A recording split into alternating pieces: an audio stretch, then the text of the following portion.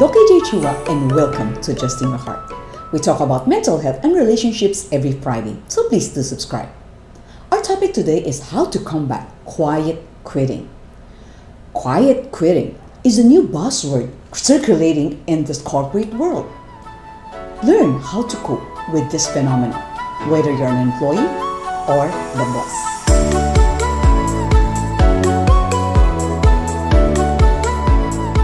The term quiet quitting is actually a misnomer, as the employees are not actually quitting from their job. A TikToker explained that quiet quitting is just not going above and beyond what their job description entails.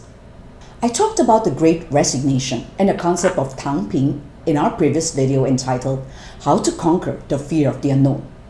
The idea behind tamping is that one should not overwork at the expense of health and should take time to relax. Quiet quitting is related to this notion. According to the August 2022 ResumeBuilder.com survey, 1 in 4 workers are quiet quitting. 8 in 10 quiet quitters are burned out. When asked the question, why don't you go above and beyond what you're paid to do for your employer? These are some of the answers. I don't want to work more hours for no additional pay. Another reason, it would compromise my mental health. Third reason given was, it would compromise my work-life balance. And the last, it doesn't benefit my career to do so. If you're an employee, my first point in combating quiet quitting is love what you do.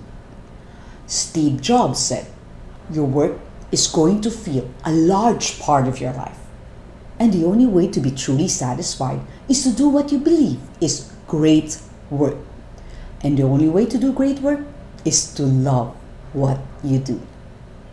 I talked about Ikigai in our video, How to Discover Your Passion and Purpose for Success. I said that you have to know what you love and what you're good at. It should be something that the world needs and you can get paid for. When you love your job, you'll be excited to go to work and do your best to excel.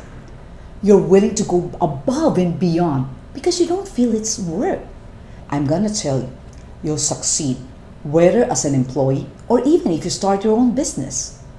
There's a saying that goes, choose a job that you love and you will never work in your life again. In case you don't like your present job, learn to love what you do until you find a job that you really, really love. So do what you love and love what you do. My tip number 2 for employees is to set boundaries. Business Insider posted this in Twitter. Fed up with long hours, many employees have quietly decided to take it easy at work rather than quit their jobs. You might claim that you always give 100% at work, when in reality, you're just giving 12% on Monday, 23% on Tuesday, 40% on Wednesday, 20% on Thursday, and 5% on Friday. If you're the boss, I don't think you'd like to hire employees like that. Instead of just getting by and thereby not excelling, I'd suggest that you set boundaries to maintain work-life balance. That way, you will have time for the other important things in life like family, friends, health, and God. Hans and I watched Extraordinary Attorney Woo. It enabled us to understand someone with autism more. For this episode, I'd like to focus on her boss, Attorney Jung Myung-suk. It was only when he was diagnosed with stage 3 stomach cancer that he changed his perspective. He realized that he shouldn't revolve his life around his career. In fact, his wife divorced him because she felt lonely. Imagine, he even took calls during his honeymoon. He started to learn how to relax and have fun when he found out he had cancer. He also tried reconnecting with his ex-wife. You can nicely but firmly tell your boss or colleague that you can't take on a new responsibility. Explain what are things that you're already doing so that they know that you're really busy.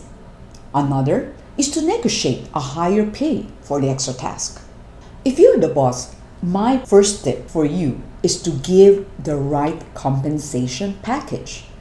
Based on the survey, here are some incentives that could motivate quiet quitters to work harder, like more money, more paid time off, better health care, promotion, more recognition, better title. If you give the right compensation package, this would motivate employees to work hard and stay in a company. This, in turn, would help your organization generate more income. So it's a win-win situation.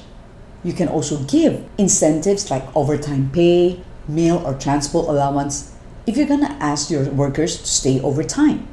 If you don't, that's what we jokingly call OTY. Look at this poster. It says that stay an extra hour in the office and no one cares. Arrive 9:05, which means 5 minutes late, and everyone loses their mind. Not only that, their salary gets deducted.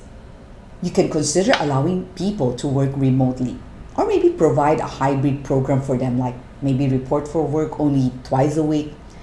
Because a lot of workers said that they save on transport and food allowance, and of course time and energy. This gives them more time for the other important things in their lives. Please don't micromanage. What you can do instead is ask for results and focus on those results. Appreciate those who do a very good job. You can give verbal praise, recognition like Employee of the Month, incentives like gift certificates for those who haven't been late for a month, who haven't been absent for a certain time. You can give raise, and you can also give commissions. If you're the boss, my second tip is respect boundaries. Please don't expect your employees to be on call 24/7 or they'll burn out. Avoid calling after office hours or during vacation unless it's super important. Learn to strike your own work-life balance. Please don't make it difficult for them to avail of their leaves so that they won't resort to lying. Look at this picture. Boss, absent pa rin ako today may sakit pa rin ako. The person here saying that, boss, I'll be absent another day because I'm not feeling well. Lo and behold, the boss suddenly replied, standing beside that person, oo nga mukhang kulang ka sa vitamin C. I think you lack some vitamin C.